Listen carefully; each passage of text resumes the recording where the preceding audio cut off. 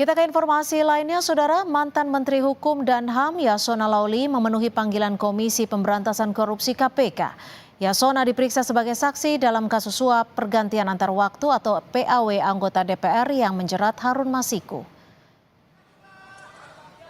Yasona tiba di gedung KPK Rabu pagi sekitar pukul 9.50 waktu Indonesia Barat.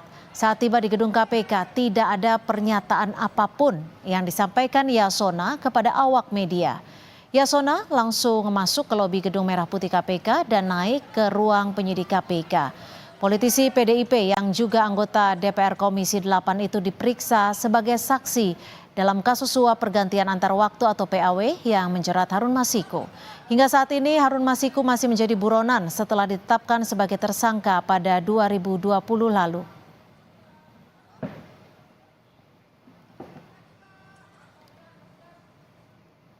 Direktorat Jenderal Kementerian Imigrasi dan Pemasyarakatan mengungkapkan mantan caleg PDIP Harun Masiku sedang tidak dalam status dicegah ke luar negeri.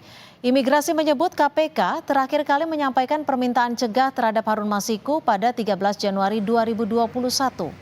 Imigrasi sudah menanyakan kepada KPK terkait perpanjangan pencegahan Harun Masiku pada 11 Desember, namun belum mendapat respons.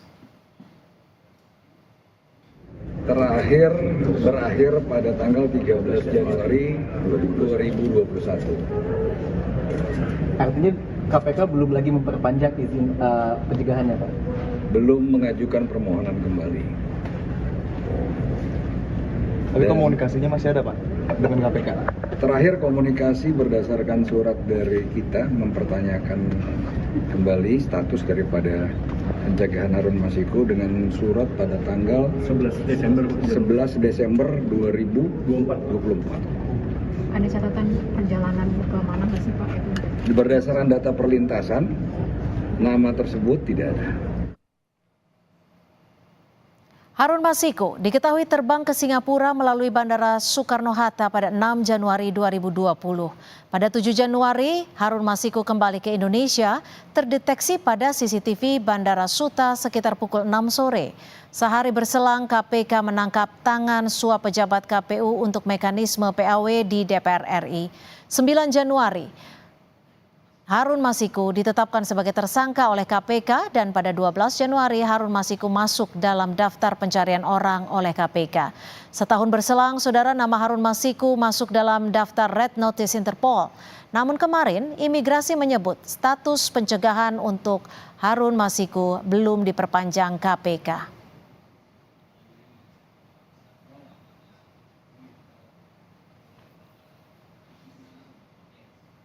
Saudara, terkait pemeriksaan Yasona Laoly, kita terhubung dengan jurnalis Kompas TV Sudadani Putu Trisnanda.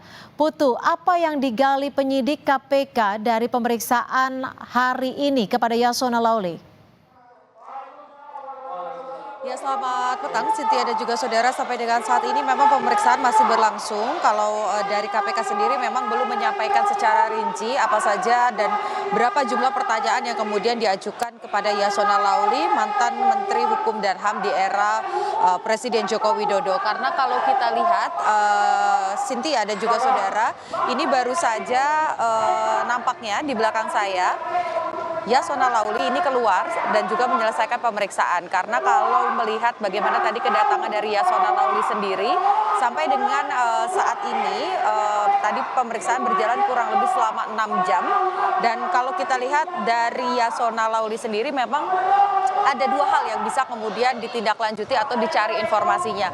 Pertama adalah berkaitan dengan dirinya yang merupakan bagian dari PDI Perjuangan. Tentu saja ada administratif, kebudayaan yang kemudian mungkin bisa diambil atau ditanyakan secara langsung kepada Yasona sebagai anggota partai dan juga Ketua DPP PDI Perjuangan. Tapi di satu sisi Yasona ini juga merupakan Menteri Hukum dan HAM di era tersebut, di mana kita tahu pada 2020 sebelumnya Harun Masiku ini juga sempat kembali ke Indonesia dan juga Yasona Laoly ini sempat mengganti Dirjen Imigrasi pada saat itu. Apakah kemudian yang ditanyakan KPK pada hal ini berkaitan dengan hal tersebut? Tentu kita tidak boleh berandai-andai, kita harus menunggu terlebih dahulu bagaimana pernyataan resmi dari Yasona terlebih dahulu, karena kalau kita lihat di belakang saya ini sudah ada jurnalis Kompas TV, ada Ramawati dan juga ada Ian yang sudah bersiap untuk menunggu Yasona Lawli ini keluar jika memang pemeriksaannya sudah selesai. Kembali lagi Cynthia dan juga saudara, pertanyaan Anda terkait dengan penyelidikan soal Harun Masiku ini memang bukan pertama kali kader Partai PDI Perjuangan memenuhi panggilan KPK. Sebelumnya juga sudah ada Sekjen PDI Perjuangan Hasto Kristianto yang juga datang untuk kemudian memberikan keterangan. Tapi dari keterangan yang disampaikan oleh Hasto Kristianto pada saat itu yang coba digali oleh KPK adalah terkait dengan administratif. Bagaimana sistem pergantian anggota atau PAW ini yang terjadi di DPR, sistemnya seperti apa? Karena kalau kita lihat secara sistem, memang yang kemudian dilakukan pertama kali ini tentu saja melihat bagaimana hasil dari pemilu itu sendiri, dari perolehan suara, kemudian dikembalikan kepada partai, siapa kira-kira pengganti anggota yang tidak bisa atau berhalangan secara tetap, bisa meninggal, bisa mengundurkan diri atau terkena kasus begitu. Nah, konteksnya pada saat itu Harun Masiku ini dipilih, padahal sebelumnya di atas nama Harun Masiku ini ada beberapa nama yang secara perolehan suara sebetulnya lebih tinggi daripada Harun Masiku. Ini juga berbuntut pada tersangka atau terpidana dari KPK sendiri, yakni mantan komisioner dari KPU Wahyu yang kemudian juga sudah menjalani proses hukuman saat ini, sehingga nama Harun Masiku ini masih terus dicari KPK karena belum berhasil ditangkap begitu. Kemarin sempat berada di luar negeri, kemudian ada informasi bahwa sudah berada di dalam negeri, tapi sampai dengan saat ini belum diketahui keberadaannya. Aliran dana bantuan ini juga salah satu yang kemudian dicari oleh KPK, apakah kemudian memang ada bantuan baik itu dari partai ataupun juga dari pihak-pihak tertentu.